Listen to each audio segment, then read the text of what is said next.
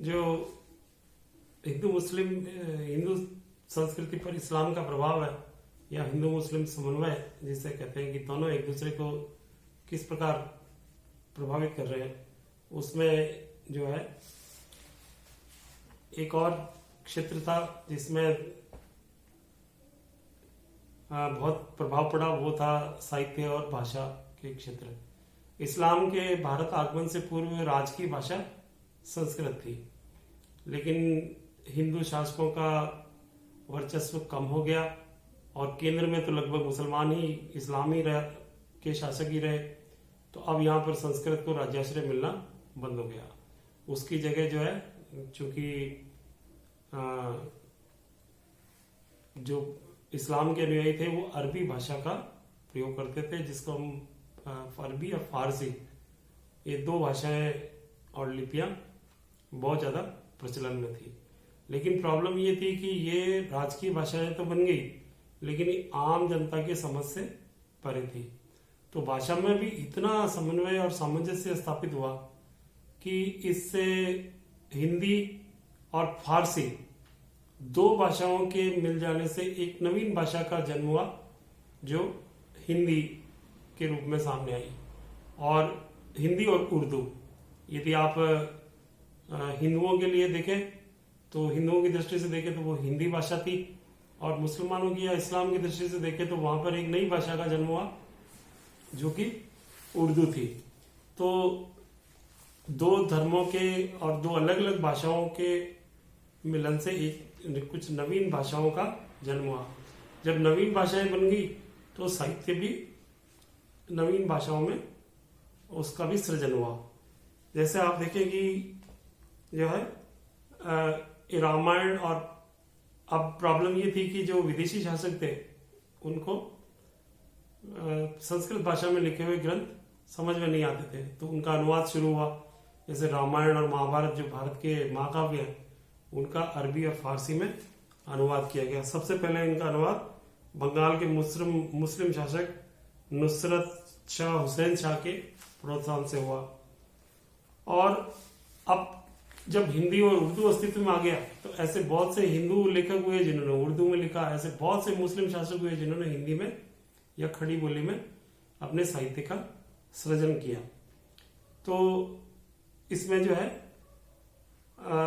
एक सबसे पहले तो जो है हिंदुस्तानी प्रवृत्ति के साहित्य में सबसे पहला नाम अमीर खुसरो का आता है, और 14वीं शताब्दी में जो है खुसरो हुए। इन्होंने फारसी, हिंदी तथा उर्दू में अपनी साहित्य रचनाएं लिखी, और संस्कृत काव्य परंपराओं के अनुसार इन्होंने भारत की ऋतुओं का वर्णन अपने काव्य में किया। इन्होंने जो ग्रंथ लिखे थे उसमें अलाउद्दीन खिलजी की विजयों का भी विवरण था, खजाइन उल फुतूह, इसके अलावा देवल देवी खिजर खान की प्रेम कथा पर भी इन्होंने ग्रंथ लिखे। अभी पहले हम बात कर रहे थे कि संगीत में भी इनका बहुत योगदान था। तो अमीर खुसरो जो इस मिली-जुली संस्कृति का सबसे बड़ा लेखक जो है सल्तनत काल में वो था, और 8 दिल्ली सुल्तानों के अधीन वो रहे थे। खिलजियों के समय भी थे और उससे पूर्व भी थे, उसके बाद भी रहे वो। तो उनकी जो लोकप्रियता है वो चरम पर थी, सब उनको बहुत पसंद करते थे, बहुत लोकप्रिय थे। इसके अलावा जो है मुगल काल में एक बहुत बड़े लेखक हुए अब्दुल रहीम खाने खाना, और ये इनको रहीम के नाम से जाना जाता है, जिनके दोहे या सतसई जिनका लेखन है वो बहुत प्रसिद्ध हुआ। और जीवन की व्यवहारिक बातें इन्होंने बड़ी सुंदर चुपते हुए ढंग से इन्होंने रहीम ने अपने दोहों में कही। और जो है ये इनका लेखन जो है हिंदी में ही था रहीम का, और इनको खाने खाना की उपाधि थी। अकबर के दरबार के बड़े प्रसिद्ध कवि थे। इसके अलावा मुगल काल में एक और लेखक हुए रस खान, ये मुसलमान थे, लेकिन इन्होंने जो इन्होंने प्रेम वाटिका जो लिखी वो बहुत ही सुंदर काव्य रचना है। भगवान कृष्ण के बाल्यकाल का विवरण जो रस खान ने किया है वो बहुत ही अद्वितीय है। तो इस प्रकार से आप देखें कि जो साहित्यिक क्षेत्र है उसमें कोई भी एरिया ऐसा नहीं रहा जहां पर इस्लाम का प्रभाव ना पड़ा हो। और फारसी और सूफी कवियों में पाई जाने वाली तीव्र प्रेम भावना जो सूफी मत में थी, हम अलग से सूफी मत को पढ़ेंगे, तो इनका जो है हिंदी भाषाओं पर भी सूफियों जैसा प्रभाव देखने को मिला। तो कबीर और मीरा के जो रचनाएं हैं उन पर इस्लाम का प्रभाव साफ देखा जा सकता है। जहां कबीर एकेश्वरवाद की बात कर रहे हैं, निर्गुणेश्वर की बात करते हैं, समता परक समाज की बात करते हैं, भेदभाव का विरोध करते हैं, अहंकार का त्याग करने की कहते हैं। तो बहुत सी बातों से ऐसा लगता है कि कबीर इस्लाम से बहुत अधिक प्रभावित है। इसी प्रकार मीरा की जो भक्ति है, प्रेम भक्ति कृष्ण के प्रति, वो काफी कुछ जो है सूफी मत से मिलती जुलती है, क्योंकि उस इस्लाम के सूफी मत में भी ईश्वर के प्रति वैसा ही सखा भाव से किया जाने वाला प्रेम देखने को मिलता है। तो ये जो है इस तरह से जो लेखन के कुछ उदाहरण मैंने आपको दिए कि किस प्रकार जो है साहित्य और भाषा के क्षेत्र में एक संस्कृति दूसरी संस्कृति से प्रभावित हुए बिना ना रह सकी।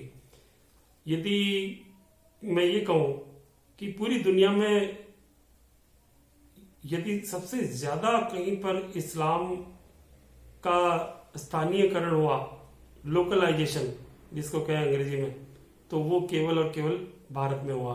अपने मूल स्वरूप में इस्लाम यहाँ थोड़े ही दिनों बाद ही उसका उसमें परिवर्तन देखने में आया, क्योंकि शुरू में मैंने आपको बताया था कि भारतीय संस्कृति में एक समुद्र की भांति विशालता और उसमें ऐसी शक्ति है कि उसमें अनेक नदियां समा जाती है। यद्यपि इस्लाम पूरी तरह से भारतीय नहीं हुआ, और लेकिन फिर भी उसका पूरा भारतीयकरण जरूर हो गया। देखिए, आप केवल उपासना पद्धति की दृष्टि से ही वो इस्लाम रह गया। उनकी भाषा पूरी तरह से हिंदी है, उनका पहनावा बिल्कुल हिंदुओं जैसा है, उनका खान पान भी हिंदुओं जैसा है, और तो और बहुत सी जैसे दहेज प्रथा जो मुस्लिम इस्लाम में नहीं है वो इस्लाम में आ गई। तो ये लोकलाइजेशन है कि बहुत सी बातें ऐसी है जो उन्होंने हिंदुओं से अडॉप्ट कर ली है, उसको स्वीकार कर लिया है। तो ये जो है हिंदू संस्कृति का इस्लाम पर प्रभाव है, और हिंदुओं पर भी, हिंदू संस्कृति पर भी इस्लाम का प्रभाव है। तो ये जो है भाषा और साहित्य में इनका इम्पैक्ट था। इसके अलावा जीवन के प्रत्येक क्षेत्र में ये समन्वय और इम्पैक्ट, एक दूसरे को प्रभावित करने की जो बिंदु है कि किस प्रकार से समन्वय से नवीन चीजें अस्तित्व में आई, वो सभी क्षेत्रों में है। तो हमने जो है संगीत भाषा के संदर्भ में इसको आज देखा, इसको आगे और जारी रखेंगे। Thank you.